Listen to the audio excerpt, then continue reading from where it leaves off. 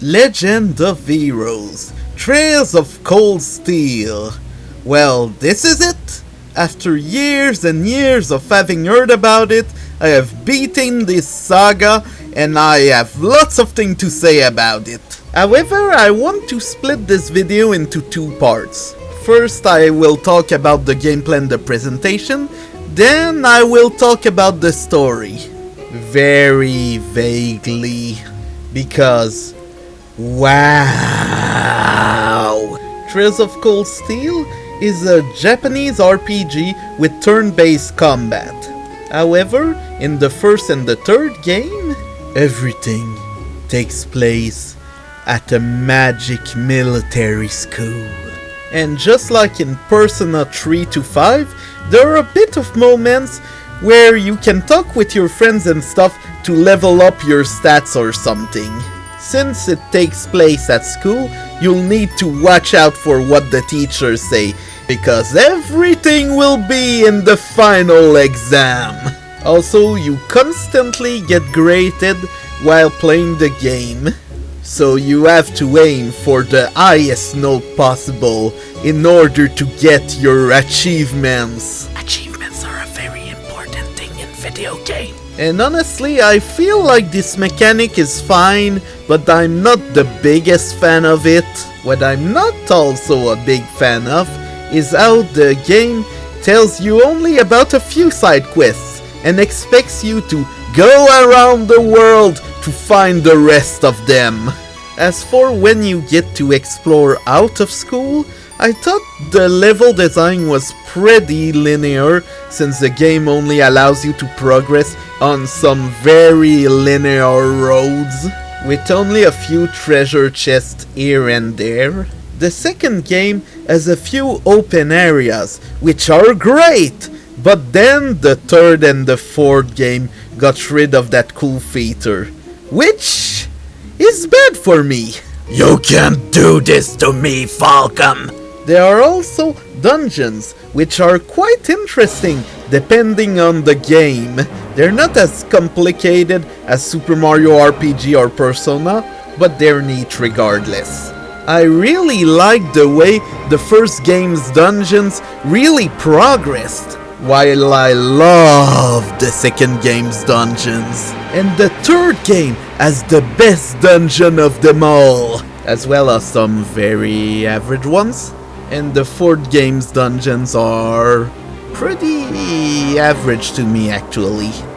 Very average. What's not average is the combat system, which evolves from game to game, except for the fourth game, where you kinda get to summon giant robots, but only for a short minute.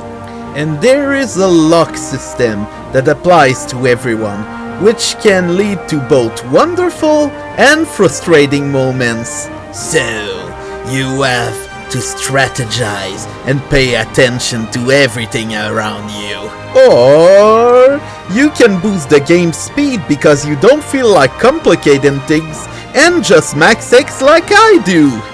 There's also the possibility of automatic combat in the third game, but it ironically makes the game lag.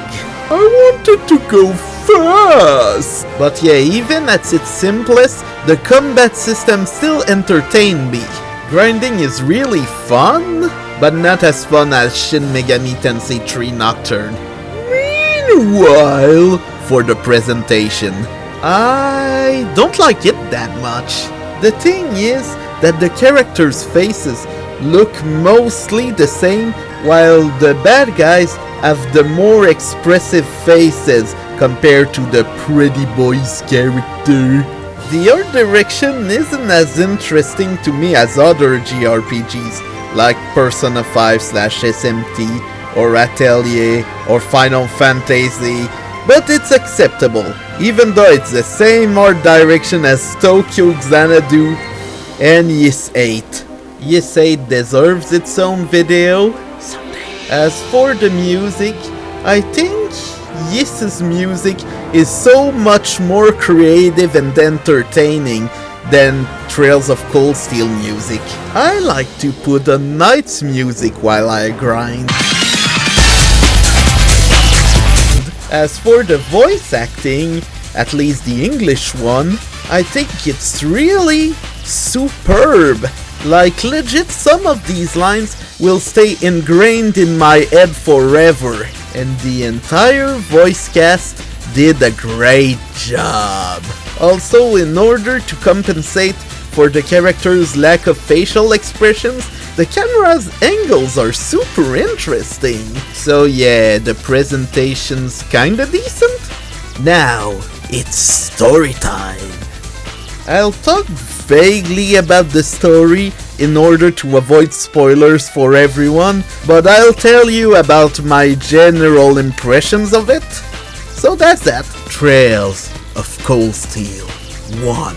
It's about Rin and a bunch of students, 7 in total, who go to military school and go see what the world looks like. I loved all the main characters, despite some of them hating each other because they're teens. They're supposed to be losers. Over the course of the game, Trails of Cold Steel 1 builds an interesting world that is well built and at least well established. That is, despite the formulaic structure of the story. You go to school, then you go into a town and accomplish missions for that town, then it's back to school, etc. But then you realize that not everything is what it seems, and the plot twist at the end leaves you off with one of my favorite cliffhangers of all time and deconstructs the Persona-like school atmosphere of the game. Overall, I love this game's story, and it stands as one of my favorite RPGs of all time. Trails of Cold Steel 2's story starts after the first game, where you, Rin, are separated from your comrades and are forced to find them and to explore the world outside of school even more. Yes, you get headquarters eventually, but you're outside of your comfort zone in this game. Every single element of the previous game comes back to haunt you in the worst way possible, to the point where Trails of Cold Steel 2 almost gave me heart attacks and I was super anxious all of the time. But then, as you think the series is coming to an end, there's a plot twist that made me go, okay. The cliffhanger isn't really super interesting to me. Aside from that and 2-3 minor characters that are just rehashes of previous characters, it's an outstanding story. 11 out of 10. I hope the next game's story is just as oh no. Trails of Cold Steel 3's story is alright at first, even though you're back at school and the game decides to withhold information until the finale, which is a boring way to make dramatic reveals in my opinion. There are some interesting themes here and there, but that's kinda it.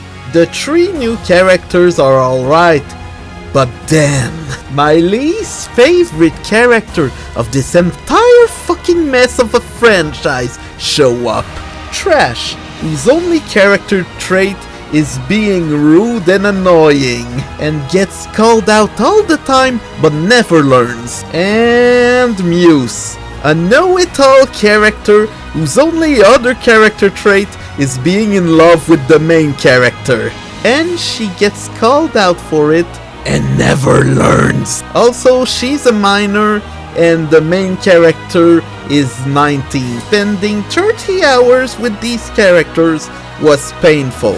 Yes, there are a few plot twists involving them, but they're still boring to me. And then comes the revelations, which I really didn't like because they were so rooted in magic and prophecies that I forgot this was even a Falcom game. And the overall ending of this game made me facepalm hard. And then there's one more game. Trails of Cold Steel 4 was fine to me. It didn't make me suffer like the last game but it didn't make me happy neither. The story went exactly where I expected it to go, and that was kinda boring to me. But that's it. There are also characters from the Crossbell sagas for the people who have already played the Japanese game, but sure, whatever. Compared to Ys 8 and Tokyo Xanadu, this story isn't really interesting to me. I do not care. I don't really have a mental image of this game, but I think this is kinda like an oatmeal. Unflavored oatmeal. Even if Ash and Muse were there and kinda learned something, but not really because they're still annoying. That's another thing I don't care about. So, overall I loved the first two games and had plenty of problems with 3 and 4. But I guess that's why we don't see too many tetralogies. I'll put this next to the Twilight Saga and Dotak? Hey, at least the gameplay was fun.